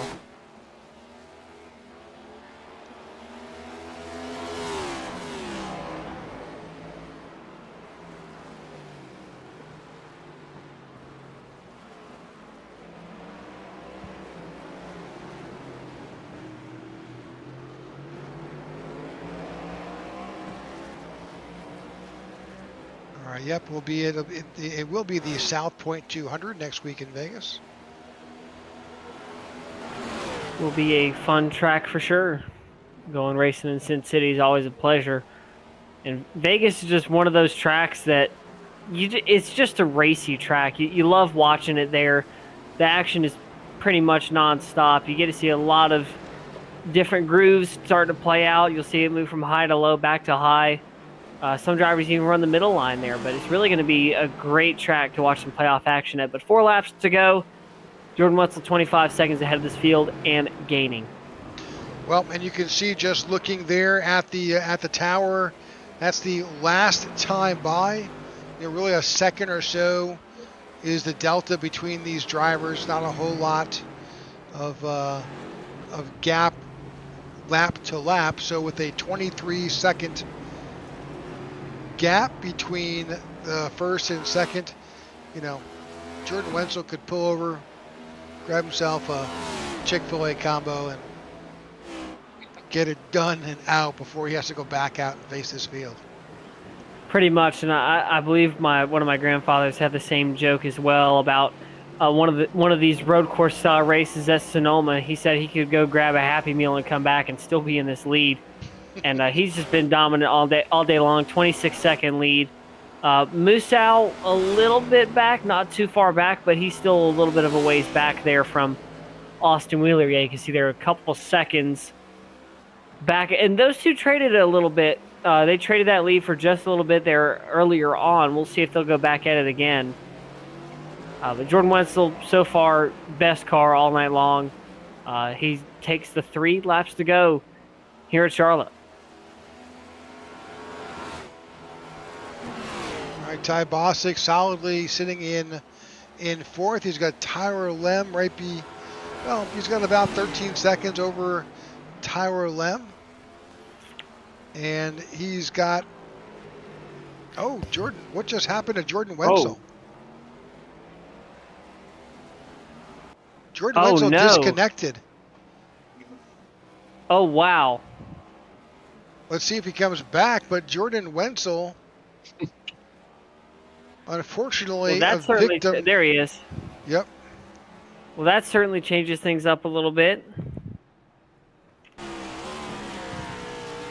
Okay, there he is. Looks fine now. And there he's gone. Yeah, looks like, not the time you want to have connectivity issues. Leading with 3 laps to go. Yeah. So, we talked about is Austin Wheeler a threat? Is fuel a threat? No, it's the internet. It's netcode, yeah. He now shows as out. Wow. I was just going to say how the round of 8 really shapes up for Austin Wheeler to sweep the round because he's been had it taken away from him every other round so far. But I think this one just got handed to him. Austin Wheeler has been, we've talked to Austin nearly every week recently over the playoffs. He's really been a dominant factor. This will be his 10th win on the season if he holds on for it. Yeah. The good news for Jordan Wenzel, he's moving on. He's already locked in on points. However, I know he'd want to get a win. Really unfortunate there that the internet has to play a factor into this. But Austin Wheeler now, all he has to do is hold a good wheel, but we may see a battle for the win here. And this looks like is what is leading up to it now. Look at the gap between Musau and Wheeler. Down to 9/10 of a second. We may see a battle for the lead here.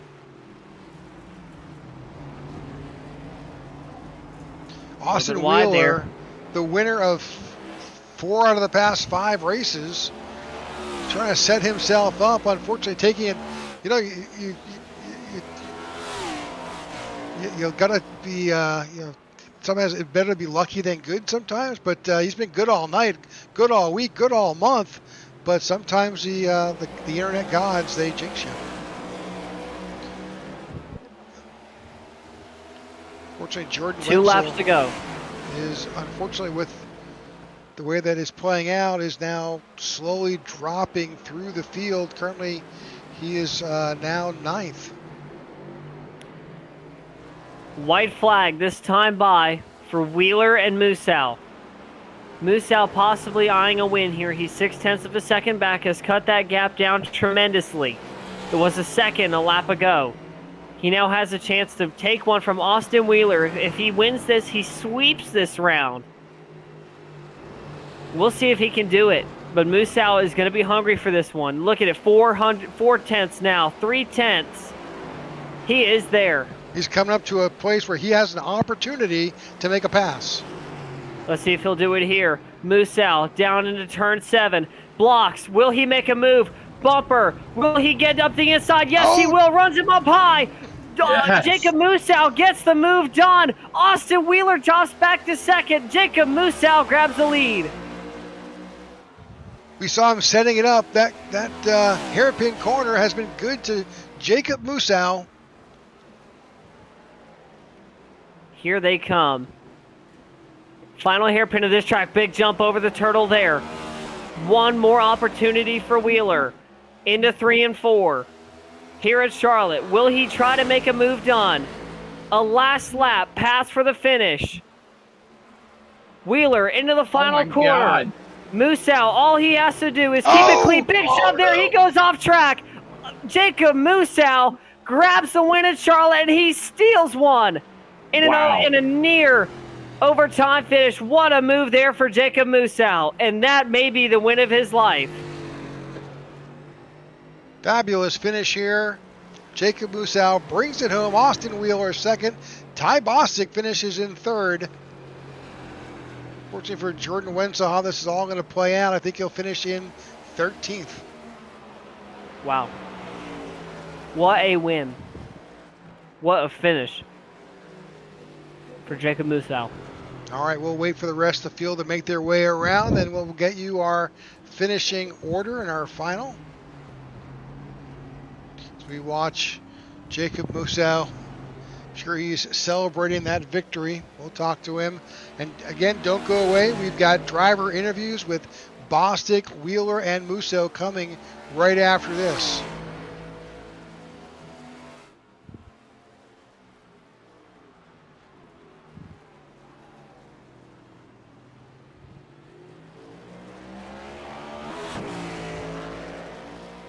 And what a finish that was to end our night here at the Bank of America ROVAL 200. A last lap pass for Jacob Musau. Exactly what he wanted to do there. Got the move done. Gets by Austin Wheeler. And what a finish there. I mean, you won't see anything like that anywhere but the ROVAL. All right, results are in. Jacob Musau wins this Bank of America ROVAL 200 here in the iNRS Racing Series.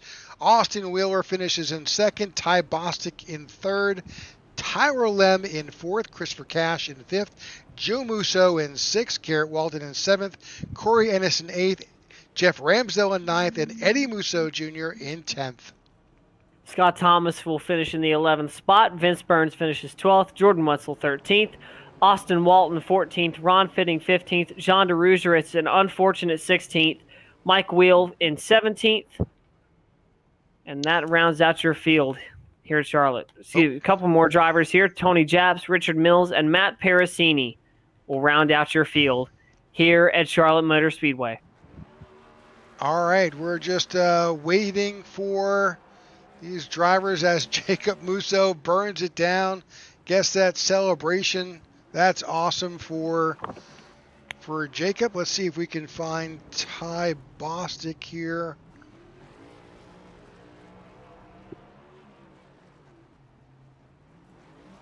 There he is. Let's see if we can move Ty into the broadcast booth. Ty Bostic, you got your hearers on? I got you. All right. You know, you tried super hard. You qualified fabulously. And you know what? You finished great. What a great finish, third place. Yeah, I'll take it. I didn't need anything crazy. I just needed a decent little point today, and I ended up getting it. So I'll take it how I can get it. An up and down day in the top 5 for you. What was the strategy here at a track like Charlotte Motor Speedway, especially on the Roval? A very treacherous kind of layout here. What was the strategy they were going into this? Was it to keep it clean, try to go for the win? Obviously, you know, you were very close to that cut line. What was the mindset going into tonight? Oh, it went around. I'm never going for the win here. I'm just trying to keep it in the top 5 and keep it in one piece and get as many points as possible. Well, congratulations on that finish. Any shout-outs tonight? Yeah, of course. Shout out to my teammates John and John. Everybody in this league. It's always fun time running with everybody. And shout out to y'all for always putting on a great broadcast. You got it. All right, that is your third place finisher tonight. That is Ty Bostic. See if we can find Mr. Austin Wheeler.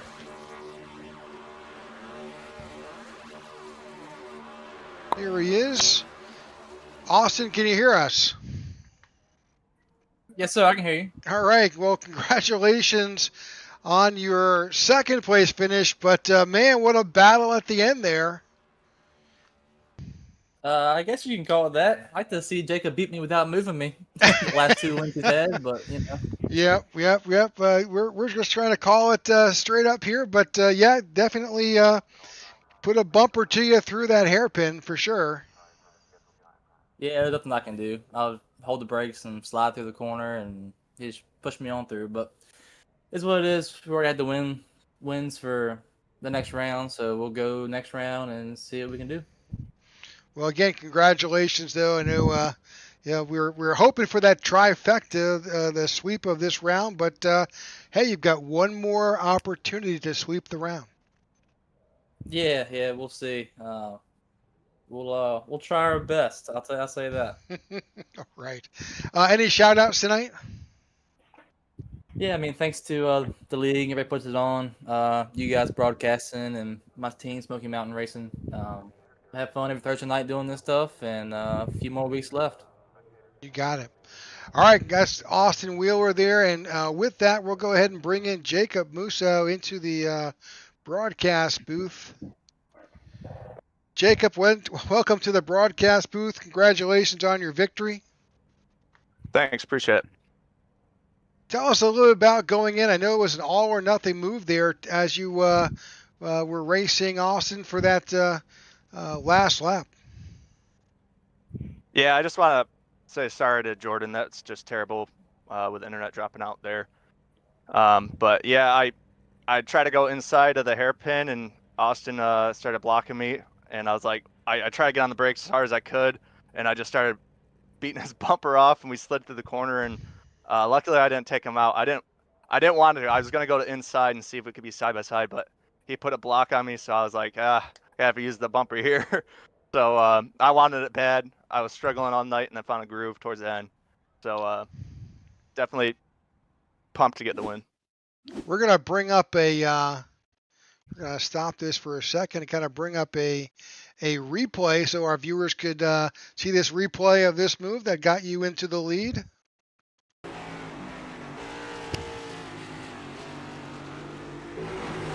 You see how much the wheels were chattering there on that number 25.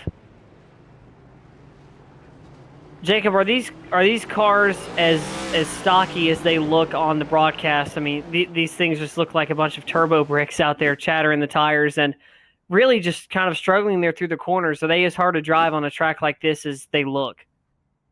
Oh, definitely. I mean, it was super hard all night to get the car slowed down, and the bumps in that the right-hander right there were pretty bad. And I mean, I didn't take tires on the last pit stop, so my tires were, they're pretty far gone. So it didn't help either under braking, but it was a definite challenge all night. The car was really rigid. I was having trouble getting it to turn, and under braking, just did not want to stop. Well, congratulations on your win tonight. Off to Vegas. That's our next stop. We wish you a lot of luck there. Do you have any shout-outs tonight? Yeah, I want to shout out all the boys at SFM. They were all here tonight. We're all rip around here. Jordan and our buddy Garrett and Tyler. And you guys for a great broadcast. I love going back and watching it. And Scott and wow, I forgot his name already. But the guys for the great league. Oh, that's Scott Thomas and Josh Douglas. Absolutely, those guys. Yeah, Josh. There's my brain fart. I was trying to think. I couldn't think of it. We were putting you on the spot there. It's all good. Yeah. Well, again, congratulations. So just wrapping up, Jacob Musso wins here at the Roval here in the iNRS Racing Series.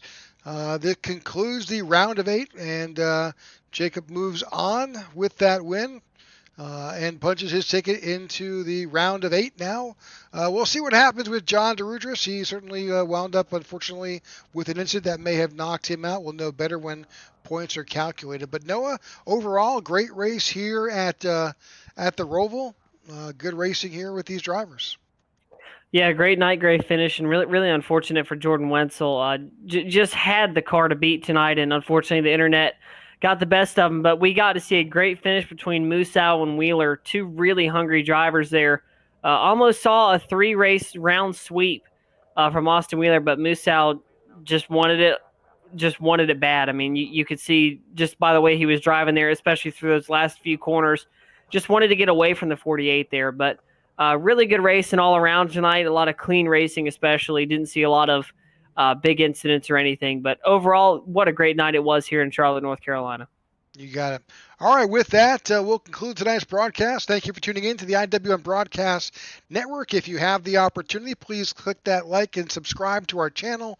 We appreciate and would love you to join our broadcasting family. We thank you again for this league, the iNRS Racing Series, for having us as their broadcast team. So with that, Noah and I say good night, and we'll see you next week. Good night.